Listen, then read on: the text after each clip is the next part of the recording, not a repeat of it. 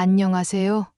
저는 올해 초에 딸을 결혼시켰어요. 물길 속은 알아도 사람 마음은 알 수 없다더니 제게 놀라운 일이 생겼네요. 바로 사돈인데요. 사돈과 연을 끊을지 심각하게 고민하고 있습니다. 저희 부부에게는 금쪽같이 귀한 딸이 한 명 있어요. 남편과는 20대 중반에 만나 1년간 연애하고 결혼했어요. 시댁이나 저희 집이나 집안 형편은 많이 어려웠어요. 그렇기 때문에 우리는 부모님 도움 하나 없이 작게 시작해야 했습니다. 부모님은 새로 시작하는 부부에게 도움도 못 줘서 미안하다고 하셨어요. 우리는 비록 단칸방에서 신혼살림을 시작했지만 누구보다 성실하게 일했습니다. 남편은 퇴근 후 식당에서 불판을 닦는 아르바이트를 했고 저도 공장에서 자진해서 야근을 하며 돈을 모았어요. 젊은 나이에 결혼했기에 자연스럽게 아이가 생기겠지 하고 생각한 게 큰 오산이었어요. 결혼한 지 3년이 지나도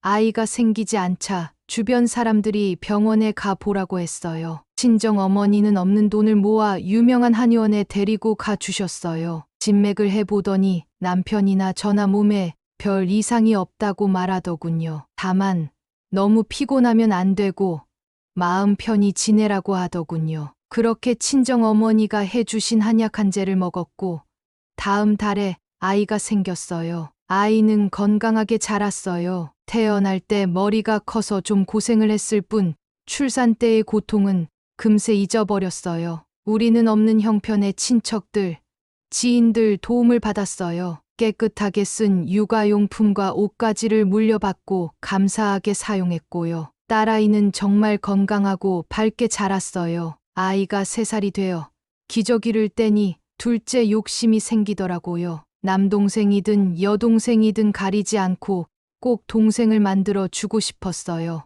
딸아이가 먼저 바라기도 했고요. 하지만 5년 넘게 노력했지만 둘째는 생기지 않았어요. 주변에 외동아이를 키우는 집 얘기를 들어보면 여러 가지 이유가 있지만 우리처럼 둘째가 생기지 않은 집도 꽤 많았어요. 우리는 딸을 아주 귀하게 키웠어요. 없는 살림도 조금씩 나아지기 시작했고요. 딸이 대학생이 되던 무렵 우리는 새 집으로 이사도 갔고 남편이 꿈에 그리던 세컨하우스를 갖게 되었습니다. 남편은 낚시를 좋아해서 바닷가 인근의 집을 알아보던 중 급매로 나온 물건을 잡았어요. 딸도 잘 컸겠다.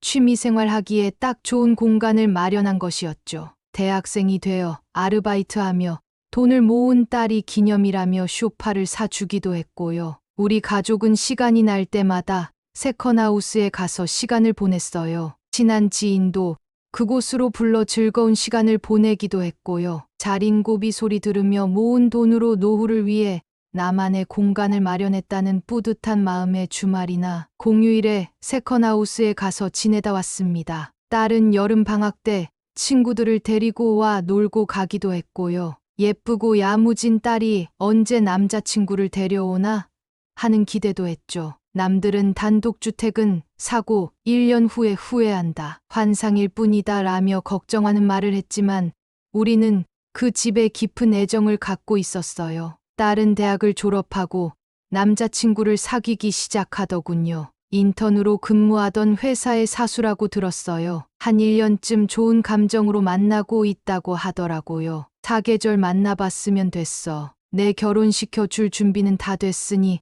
어서 남자를 데리고 오라고 성화를 부렸어요. 딸은 한 달 후에 남자친구를 데리고 왔어요. 보통 키에 눈매가 선한 남자였어요. 부모님 두 분이 일하고 계시고 형, 누나도 결혼했다고 하더라고요. 상견례 때 남자의 부모, 형, 누나를 다 만나게 되었는데 사람들이 참 무난해 보였습니다. 특히 신우 될 사람을 눈여겨봤는데 딸을 바라보는 시선이 고운 게 마음에 들었어요. 사돈은 3남매 키우면서 일을 놓지 않았다는데 개인 사업을 하고 있었어요. 애들에게 기대는 것을 제일 싫어한다는 게 너무 마음에 들었어요. 관절이 팔팔할 때 일해야지. 죽으면 썩어 없어질 몸 아꼈다가 뭐하냐?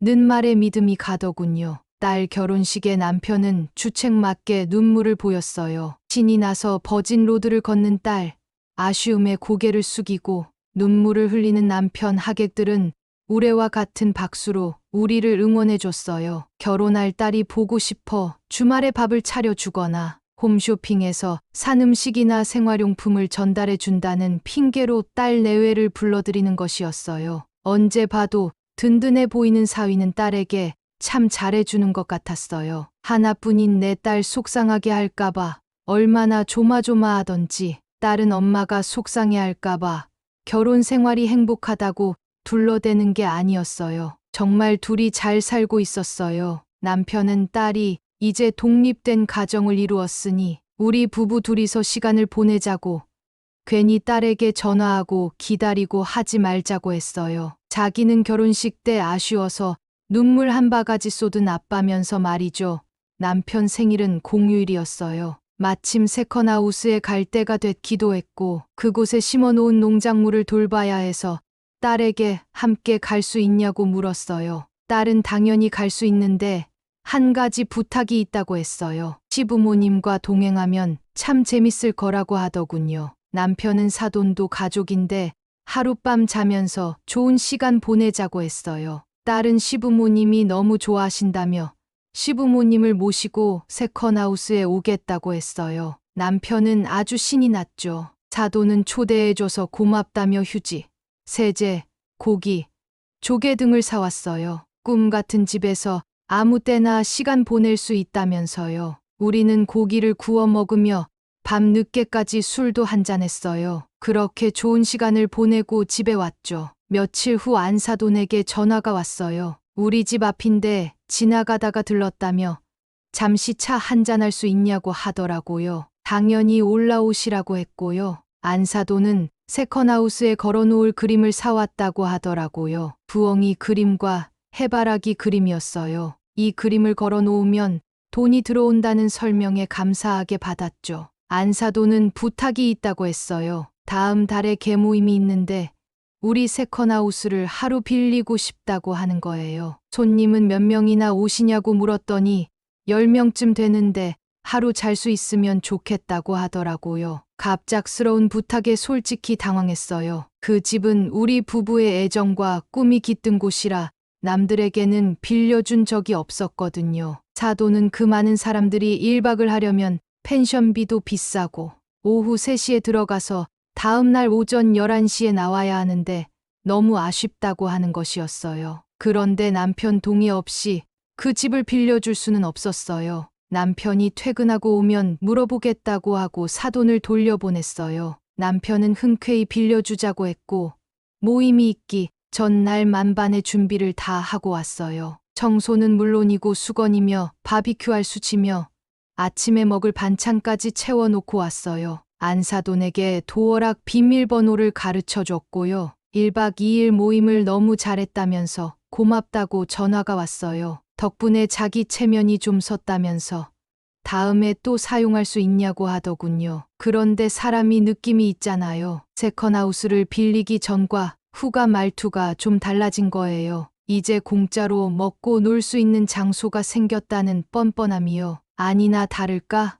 사단이 났어요. 남편이 주말에 세컨하우스에 가자마자 사진을 보냈어요. 마당에 나뒹구는 술병들, 욕실에 쌓인 수건들, 주방은 설거지도 안 된 채 쌓여있는 접시들. 화가 머리끝까지 올라왔지만 한 번만 참자고 생각했어요. 남편은 딸이 알면 속상할 테니 이번 일은 우리끼리 넘기자고요. 10명이 헤집어 놓고 간집을 치우고 온 남편은 무척 피곤해 보였어요. 얼마나 애정을 갖고 사용한 집인데 먹은 것도 치우지 않고 그냥 가다니 사돈을 얼마나 우습게 알았으면 저렇게 행동할까 싶어서 며칠간 잠도 설쳤네요. 딸은 어머님 생신이라며 시댁에 갔다 오는 길에 집에 들러 할 말이 있다고 하더군요. 들어보니 어머님 친정 언니들이 매년 자매 여행을 다니는데 이번에 우리 세컨하우스에서 놀고 가고 싶다고 했다는 것이었어요. 우선 잘 알겠다고 하고 딸을 돌려보냈어요. 다음 날 정오에 안사돈에게 전화를 걸었어요. 안사돈은 반갑게 전화를 받더라고요. 집 앞인데 잠깐 올라가도 되겠냐고 물었더니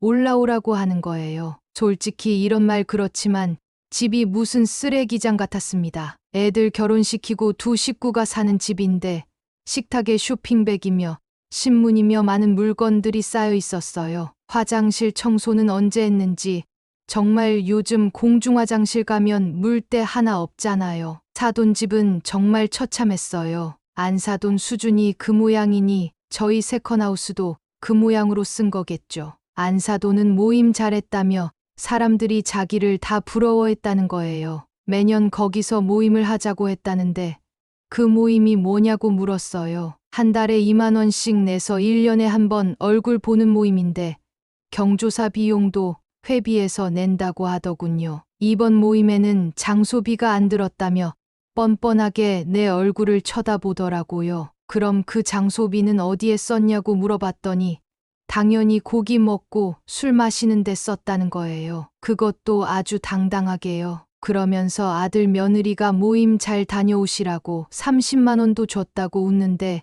정말 손이 올라갈 뻔했습니다. 그래도 꾹꾹 참고 안사돈 이야기를 들었어요. 언니들하고도 개를 하는데 여행은 다 다녀봐서 더 이상 갈 데가 없다며 올해는 국내에서 편하게 보내고 오자고 했대요. 이번 여행은 자기가 장소를 알아볼 차례인데 마침 사돈네 세컨하우스가 있으니 또 빌려줄 수 있냐고 하더라고요. 그래서 이때다 싶었죠. 안 된다고 했어요. 안사돈은 놀란 표정을 짓더니 뭐가 문제냐고 묻더군요. 지난번 개모임 때 집을 아주 난장판을 만들어 놓고 갔는데도 할 말이 있냐? 고했어요. 집을 빌려서 사용했으면 빌리기 전 상태로 만들어 놔야 정상 아닌가요? 라고 했죠. 그럼 자기가 정상이 아니냐고 하더군요. 당연히 당신은 비정상이라고 했어요. 나보고 당신이라고 해도 되겠냐고 하더군요. 사실야 라고 부르고 싶은 걸 참고 있다고 했죠. 자기는 수정이 시어머니인데 이렇게 하면 재미없을 줄 알라고 하더군요. 수정이는 내 목숨보다 귀한 딸인데 감히 수정이를 입에 올리냐고. 수정이 마음 불편하게 하면 내가 가만두지 않을 거야. 라고 했어요. 그리고 왜 세컨하우스를 안 치우고 왔냐? 당신 모임 사람 10명 중 제대로 된 사람이 하나도 없었냐고 물었더니 언제는 편하게 쓰고 오라더니 왜 여기까지 찾아와서 화풀이를 하냐고 하더군요. 당신 인성 확실히 알았다. 내가 돈이 없는 것도 아니고 좋은 마음에 사돈에게 힘을 실어주려고 집을 빌려줬는데 집을 그 모양으로 써놓고 또 언니들하고 거기서 모일 거라고 하다니 정말 내 뭐가 들어있긴 한 거냐? 고 물어봤어요. 바깥 사돈이 세컨하우스 가꾸는 게 취미라면서요? 그때 다들 술 마시고 너무 늦게 일어나서 집에 갈 시간이 다 돼서 치울 경황이 없었다는 말도 안 되는 소리를 하더군요. 나라면 펜션 사용료까지는 안 줘도 성의 표시는 할 것이고 사돈집인데 조심스러워서 한 번 더 청소를 하고 나올 것 같다고 했죠. 사위는 이런 엄마 밑에서 어떻게 제대로 컸는지 의문이라고 했죠. 아마도 엄마가 저렇게 개념이 없으니 자기는 저렇게 살지 말아야지 했나 보다고 아들 하나는 잘 자라서 다행이라고 했어요. 안사돈은 창피한지 얼굴이 빨개지더라고요. 그래도 끝까지 미안하다 소리 한마디 안 하더군요. 언니들에게 사돈 세컨하우스 좋다고 다 얘기해놨는데 자기 체면 구기지 말고 한 번만 빌려달라고 당당하게 얘기하더라고요. 내가 언제 빌려준다고 대답한 적 있냐? 지금 분명 싫다고 말했는데 귀에 귀지까지 꽉 찬 거냐고 했어요. 그 여자는 됐다며 그 집 안 쓴다고 이제 됐냐고 하더라고요. 남편이 그날 도어락 비밀번호 바꾸고 왔다고 당신 같은 사람은 말없이 그 집 사용하고도 남을 사람이라고 했죠. 그리고 다시는 볼 일 없을 거라고 나이 먹었으면 나이값 좀 하세요.